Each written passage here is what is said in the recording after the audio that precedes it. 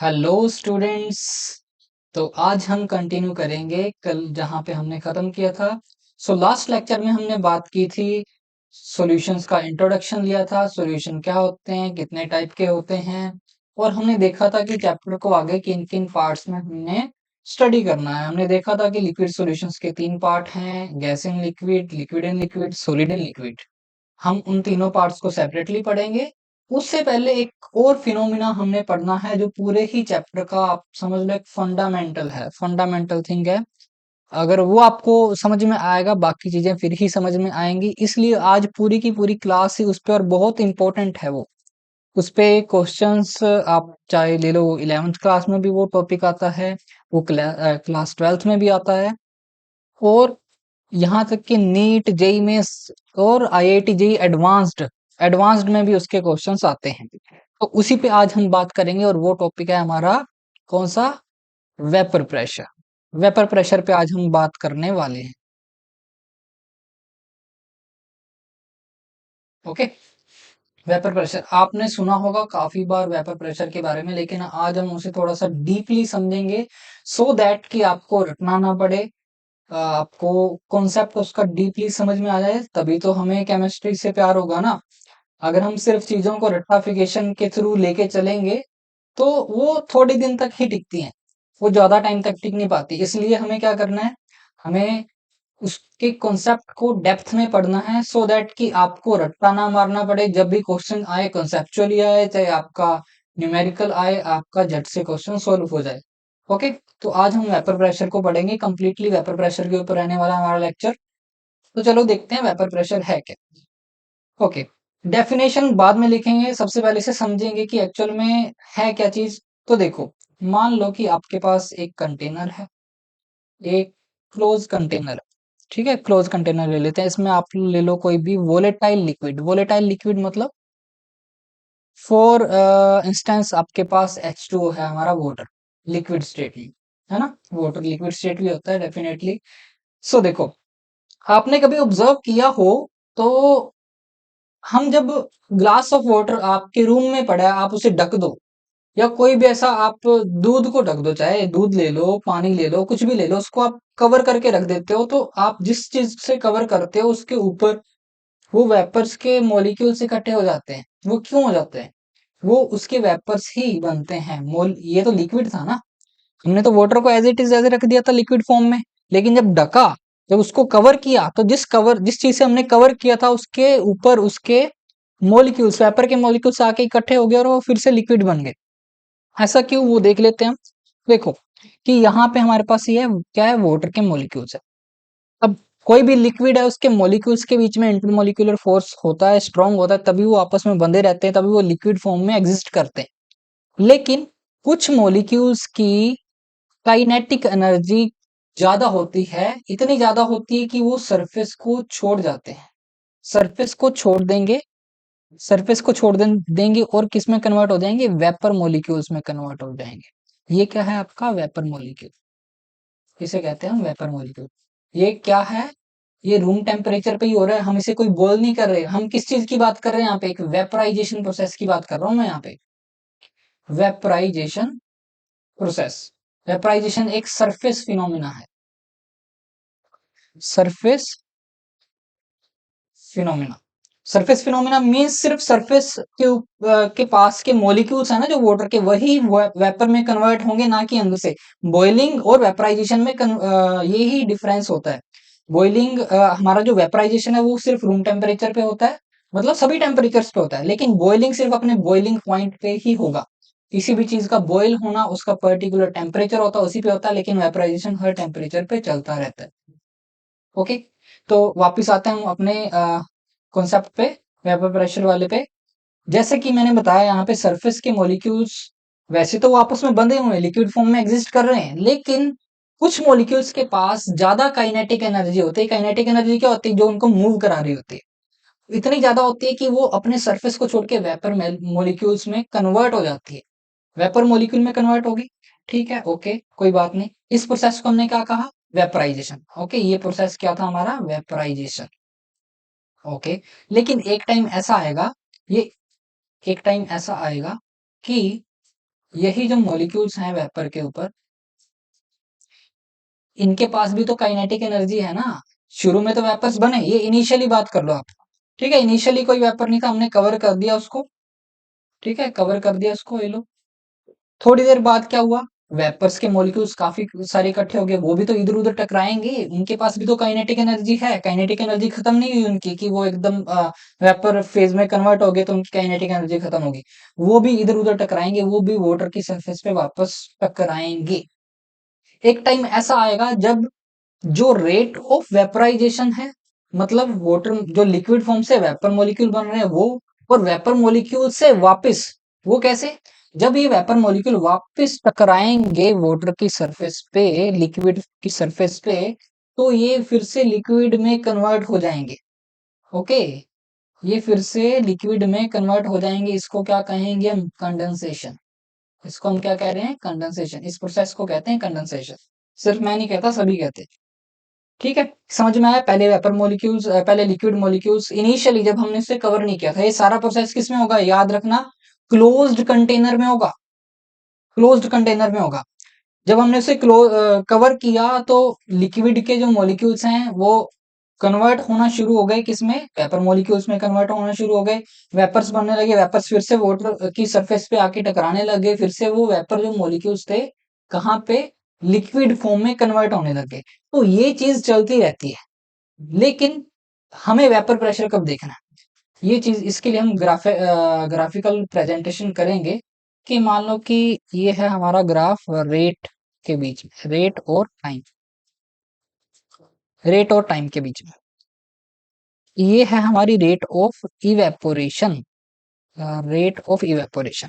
Okay, और rate of evaporation मतलब water के मॉलिक्यूल्स, वेपराइजेशन कह दो, इवेपोरेशन कह दो, है ना, उसी की बात कर रहे हैं हम यहाँ पे।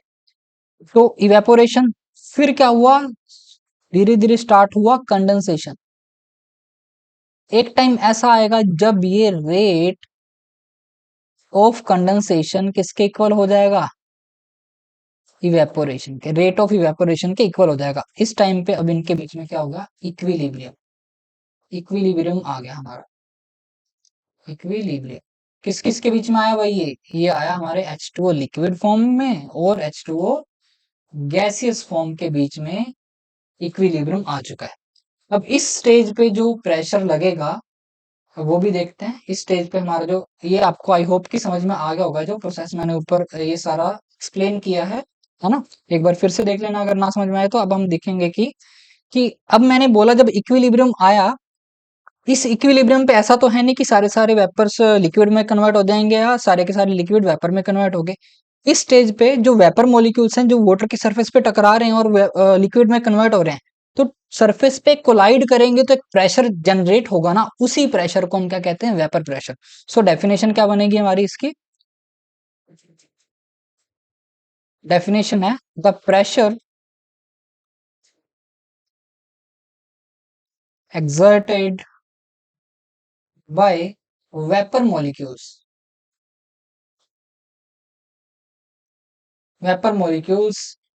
at the surface of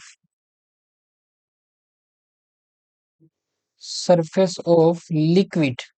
ये कोई भी लिक्विड हो सकता है, हमने सिर्फ एग्जांपल के लिए वाटर लिया था।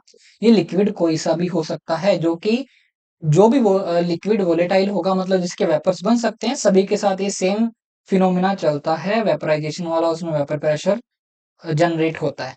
तो the pressure exerted by vapour molecules eight the surface of the liquid at equilibrium, ये बहुत ही इंपॉर्टेंट वर्ड है भाई। इक्विलिब्रियम पे ही हम प्रेशर को मेजर करेंगे, वेपर प्रेशर को, अदरवाइज नहीं। अगर इक्विलिब्रियम स्टेब्लिश्ड नहीं है तो वहां पे वेपर प्रेशर डिफाइन नहीं होगा। ओके, तो वहां पे वेपर प्रेशर डिफाइन नहीं होगा, ये जरूरी याद हमें रखना है। सो डेफिनेशन क्या बनी, the pressure exerted by vapour molecules eight the surface of liquid at equilibrium. तो ये हमारी डेफिनेशन थी।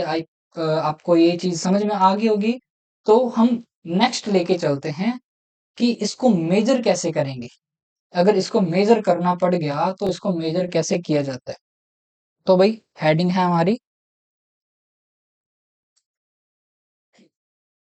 Measurement of vapour pressure.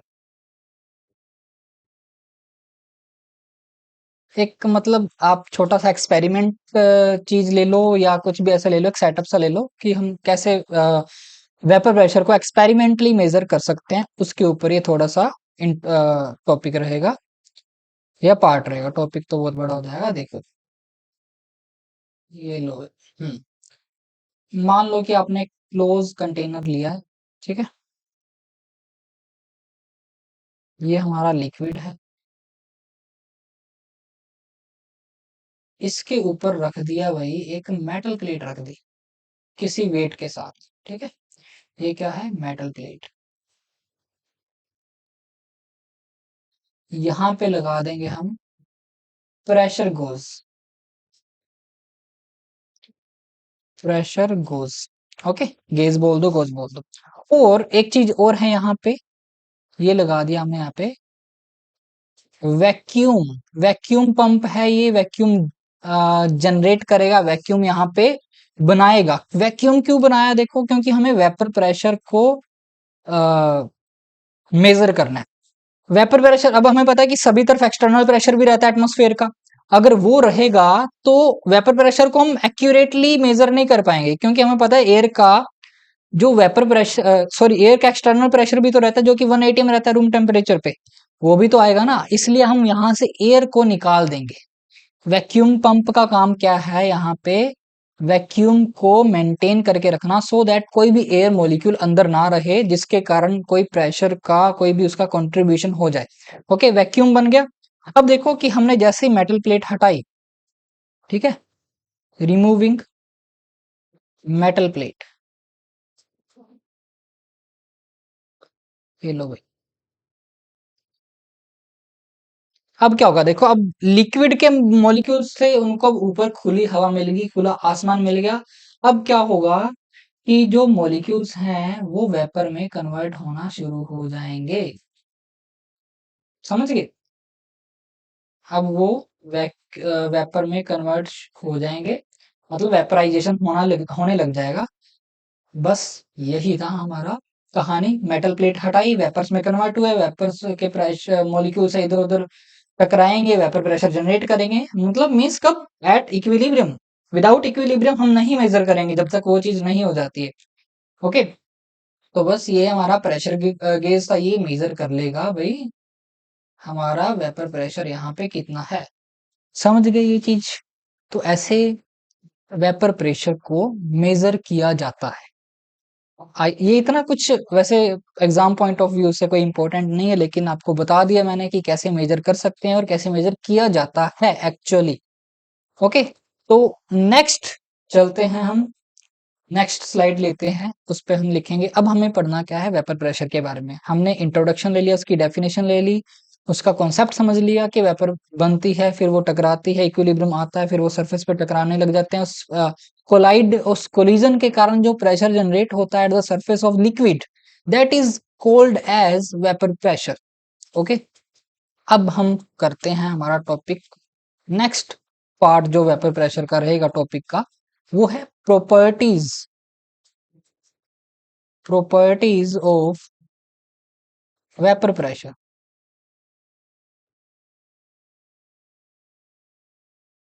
Properties of vapour pressure. लो, कि हमें इसके बारे में और क्या क्या पढ़ना है एक्चुअल में, वो चीज हम यहाँ पे पढ़ेंगे।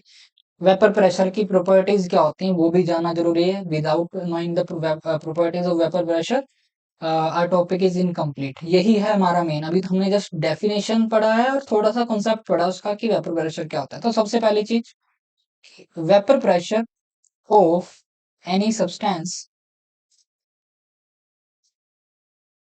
does not depend on amount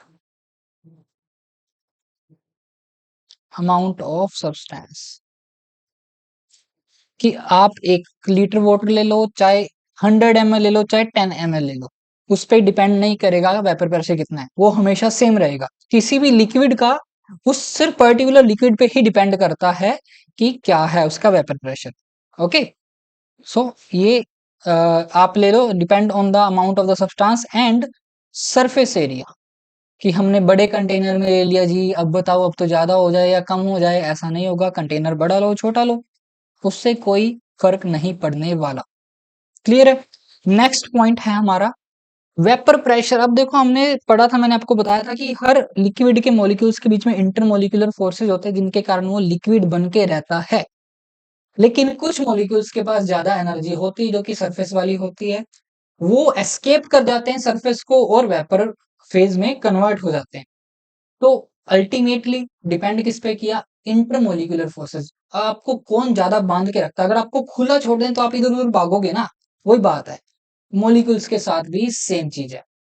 कैसे, कि अगर इंटरमोलिकुलर फोर्स बात करें हम, वेपर प्रेशर जो रहेगा वो इनवर्सली प्रोपोर्शनल रहेगा इंटरमोलिकुलर फोर्सेस पे। इंटरमोलिकुलर फोर्सेस पे, ओके।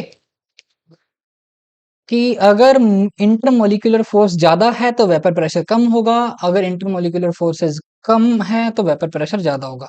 कहीं मैंने रिपीट तो नहीं कर दिया, देख लेना, मतलब वाइस वर्सा रहने वाला है, जो भी है इनवर्सली प्रोपोर्शनल इनके बीच में रिलेशन है। एग्जाम्पल के तौर पे देखें कि हमारा जो वाटर है H2 इज, या आपने कहें has less vapour pressure than ethanol.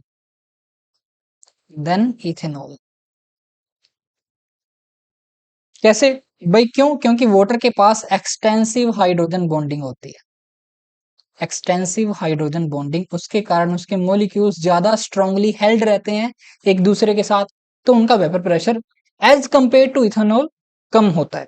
Ethanol में उतनी अच्छी हाइड्रोजन बॉन्डिंग नहीं होती, उतनी स्ट्रॉन्ग हाइड्रोजन बॉन्डिंग नहीं होगी जितनी H2 में होगी। हमें पता है, आपको पता होना चाहिए कि एक H2 मॉलिक्यूल 4 हाइड्रोजन बॉन्ड बनाता है, वेयर एज आपका इथेनॉल का एक मॉलिक्यूल 2 हाइड्रोजन बॉन्ड बनाएगा। इसलिए यहाँ पे इंटरमोलिकुलर फोर्सेस ज्यादा होने के कारण वाटर के पास उसका वेपर प्रेशर कम है और उसका बॉइलिंग पॉइंट ज्यादा है। अभी बॉइलिंग पॉइंट वाले फैक्टर पे भी आएंगे, तो आपको ये पॉइंट समझ में आ गया होगा, आई होप। तो देखो भाई, नेक्स्ट पॉइंट है हमारा थर्ड, लेके चलें बॉइलिंग पॉइंट के साथ क्या रिलेशन रहेगा इसका। बॉइलिंग पॉइंट वाला, अभी बात हुई थी हमारी बॉइलिंग पॉइंट वेपराइजेशन पे, तो बताओ भाई कि बॉइलिंग पॉइंट क्या होता है। कि भी किसी भी लिक्विड का अपने गैसियस स्टेज में गैसियस फेज में चेंज हो जाना, वही बॉइलिंग पॉइंट है। द टेम्परेचर एट विच, अगर एक्चुअल डेफिनेशन देखें इसकी क्या बनती है, वो है the temperature at which the vapour pressure of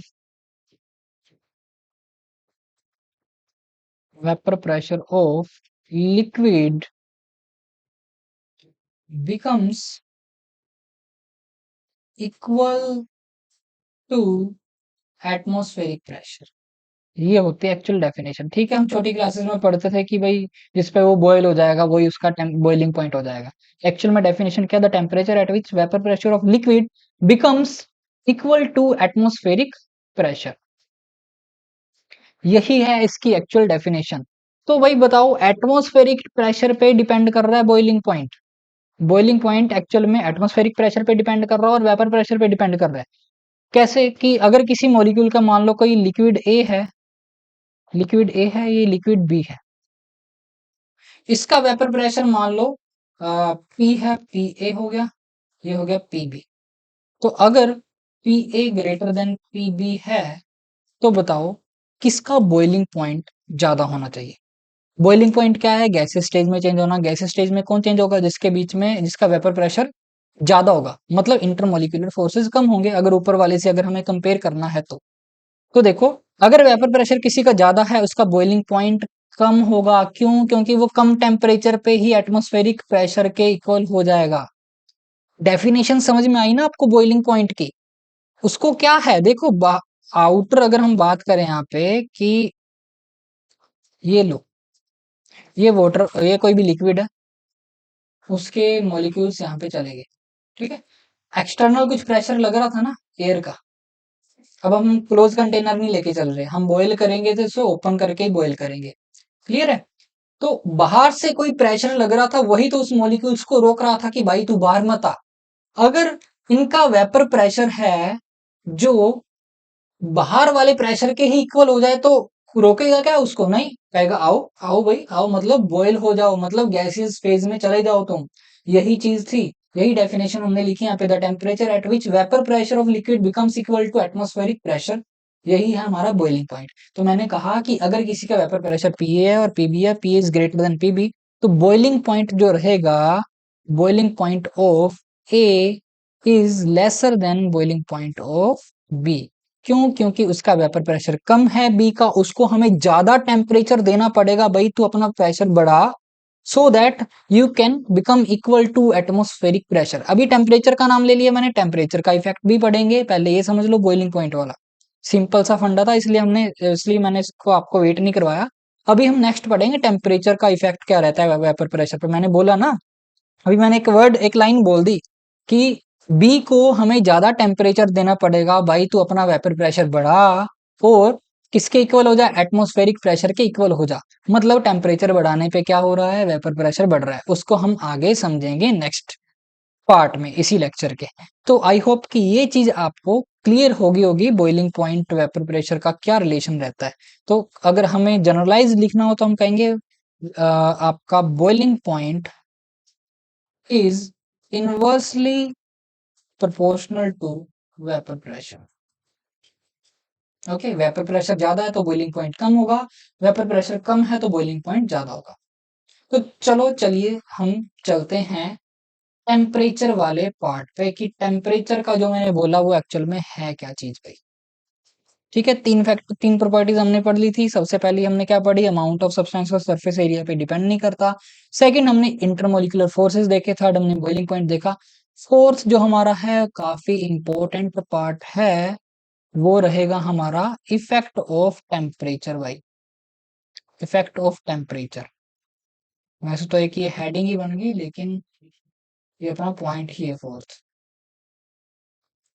मैंने बोल दिया आपको कि पिछले पार्ट में, बॉइलिंग पॉइंट वाले पार्ट में बोल दिया कि टेम्परेचर बढ़ाएंगे तो वेपर प्रेशर भी बढ़ेगा। टेम्परेचर बढ़ाने पे वेपर प्रेशर बढ़ता है किसी भी सब्सटेंस का, नो डाउट। लेकिन इसको हम समझ कैसे सकते हैं? इसका कुछ ना कुछ मैथमेटिकल फॉर्म होना चाहिए, होता भी है। अभी मैं बता देता हूँ, मैथमेटिकल जो फॉर्म पढ़ेंगे बोर्ड्स वालों के लिए नहीं है एक्चुअल में। बोर्ड्स वाले सिर्फ इतना याद रख सकते हैं कि टेम्परेचर बढ़ाने के लिए वेपर प्रेशर, टेम्परेचर बढ़ाने बढ़ाने पर वेपर प्रेशर बढ़ेगा। डायरेक्ट रिलेशन है इनके बीच में। अब हमें इसके लिए एक रिलेशन, एक इक्वेशन देखनी है, क्लोसियस क्लेप्रोन। अरे यार spelling, क्लेप्रोन इक्वेशन। ठीक है, ये देखनी है हम।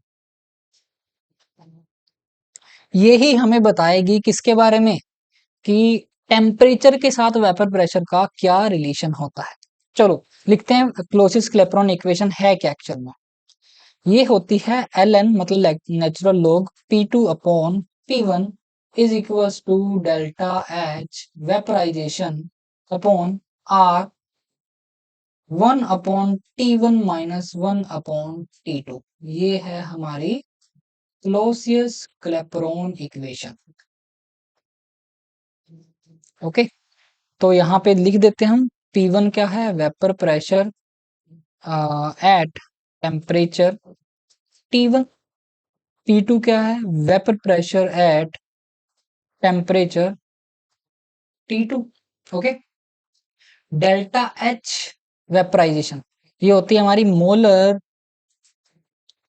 मोलर वेपराइजेशन एंथैल्पी, या मोलर एंथैल्पी ऑफ वेपराइजेशन लिख लो आप, molar enthalpy of vaporisation. Okay, clear है पॉइंट्स? आर आपको पता ही है, आर क्या होता है? Universal gas constant, universal gas constant. Clear है? अब ये इक्वेशन आ गई हमारे पास, क्लोसियस क्लेप्रोन इक्वेशन इसको नाम कहते हैं। नाम याद रखना है आपको सिर्फ जेई वालों को, नीट वालों को नहीं रखना होता। जेई के लिए नाम नाम भी याद रख लो, नहीं तो सिर्फ जनरल आप इक्वेशन जो रिलेशन है, ये इक्वेशन आपको नीट वालों को याद रखनी है भाई। सॉरी, नीट वालों के लिए भी जरूरी है ये जो इक्वेशन लिखी है। सिंपल सी बात पता चल रही है, अगर हम टेम्परेचर T2 बढ़ाएंगे, अगर टेम्परेचर T2 बढ़ा दें हम, तो क्या होगा, ये वाला पार्ट पॉजिटिव आ जाएगा, ग्रेटर देन 1 आ जाएगा, और P2 अपॉन P1 का रेशियो कुछ ना कुछ वैल्यू आएगी, means P2 will be greater than P1। Okay, P2 will be greater than P1। ये हमारी क्लोसेस्ट क्लेपेरॉन इक्वेशन रहती है। क्लियर बेटा? अब एक्चुअल में इसका इंटीग्रल फॉर्म अगर हमें पढ़ना हो, इंटीग्रल फॉर्म भी रहता है अगर न्यूमेरिकल के लिए, वैसे न्यूमेरिकल के लिए यूजफुल है, यूजफुल फॉर न्यूमेरिकल्स। इसका इंटीग्रल फॉर्म देख लें हम थोड़ा सा। इंटीग्रल फॉर्म क्या होता है इसका? ये मैथमेटिकल्स वालों के लिए, जो जेई की तैयारी कर रहे हैं, जे एडवांस्ड के लिए, उनके लिए थोड़ा सा इंपॉर्टेंट हो जाएगा integral form of this equation. भाई एक्चुअल में डिराइव कहाँ से होगी, ये होती है derive ln p is equals to ln k minus delta H vaporisation upon R T. Clear है? अब हम दोनों तरफ इसका डिफरेंशिएशन कर देंगे dt से, dt के विद रिस्पेक्ट में। So d ln p upon dt is equals to d ln k upon dt। इधर भी हम करें तो d अपॉन dt यहाँ पे आ जाएगा हमारा delta H vaporisation upon R T. इसमें से डेल्टा एच वेपराइजेशन है जो हमारा, वो कांस्टेंट है, और आर भी कांस्टेंट है, तो इसका डिफरेंशिएशन नहीं होगा। हमें पता ना कांस्टेंट का, हम कांस्टेंट को बाहर निकाल देते हैं। ये लो भाई। ओके, सो इसे एज इट इज पढ़ा रहने देते हैं, D L N P upon D T. Constant का अगर जस्ट एक कांस्टेंट उसका डिफरेंशिएशन करोगे तो क्या हो जाएगा, जीरो हो जाएगा, तो जीरो रहेगा, माइनस डेल्टा एच वेपराइजेशन बाहर आ जाएगा अपॉन आर। 1/t का बताओ भाई क्या रहेगा? 1/t रहता है, तो उसके लिए हम क्या लिखते हैं, वो माइनस का 1/t² आ जाता है। सो यहाँ पे आ जाएगा -1/t²। सो ये आएगा D L N P upon D T is equals to delta H vaporisation upon R टी²। माइनस माइनस प्लस हो जाएगा। इसे और आगे लिखना है तो ये हो जाएगी हमारी D L N P, integral form में लिखना है तो delta H vaporisation upon R टी² डॉट डी टी। ये हमारा इंटीग्रल फॉर्म आ गया। ये क्यों लिखवाया है, ये जस्ट आपको मैथमेटिक फॉर्म इसकी देखनी है, तो उसके लिए है। ठीक है, अब इससे हमें एक चीज और पता चलती है कि टेम्परेचर का रिलेशन तो हमने देख लिया, अभी टेम्परेचर ज्यादा है तो अच्छी बात है, अभी टेम्परेचर बढ़ाओगे तो वेपर प्रेशर बढ़ेगा ही बढ़ेगा। लेकिन यहां से एक चीज और पता चल रही है हमें इस इक्वेशन से, एक सेकेंड, हाँ, RT²। यहां से एक चीज और पता चलती है कि जो वेपर प्रेशर है वो डिपेंड कर रहा है किस पे, और वेपराइजेशन एंथैल्पी पे डिपेंड कर रहा है। सो हम एक चीज लिखेंगे, द सब्सटेंस द इंक्रीज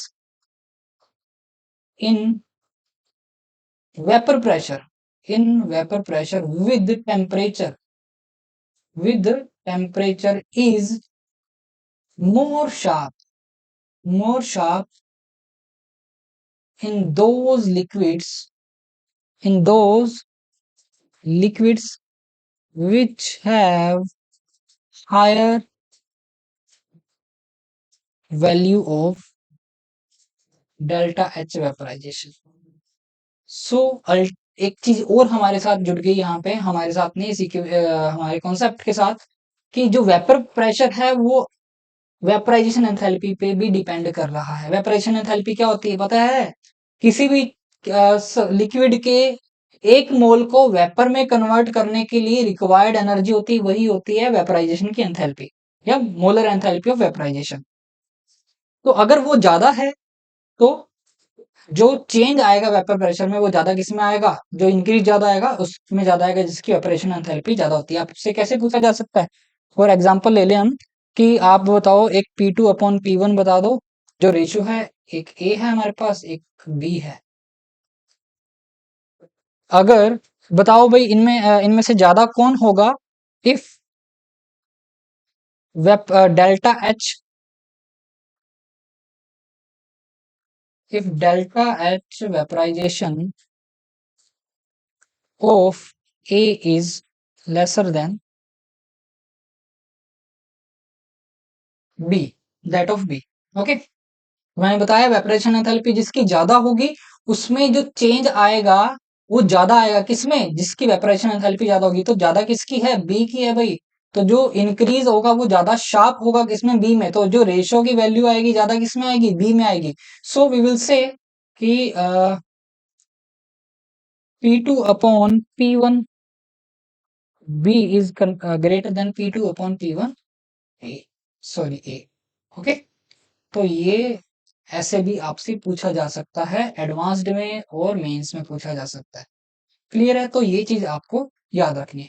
तो वेपर प्रेशर के रिगार्डिंग हम इतना ही पढ़ेंगे। हमने चार उसकी प्रॉपर्टीज पढ़ ली। सबसे पहला कि वो अमाउंट पे डिपेंड नहीं करता या surface area of the container या लिक्विड पे डिपेंड नहीं करेगा। सेकेंड थिंग, इंटरमोलिकुलर फोर्सेस ज्यादा रहेंगे तो वेपर प्रेशर कम रहेगा, इंटरमोलिकुलर फोर्सेस कम रहेंगे तो वेपर प्रेशर ज्यादा रहेगा। थर्ड पॉइंट था बॉइलिंग पॉइंट के साथ रिलेशन क्या है। बॉइलिंग पॉइंट के साथ रिलेशन क्या है भाई? इनवर्स रिलेशन है। अगर वेपर प्रेशर ज्यादा है तो बॉइलिंग पॉइंट कम होगा, अगर वेपर प्रेशर कम है तो बॉइलिंग पॉइंट ज्यादा रहेगा। फोर्थ हमने पढ़ा टेम्परेचर के साथ कि अगर टेम्परेचर बढ़ाते हैं तो वेपर प्रेशर भी बढ़ेगा।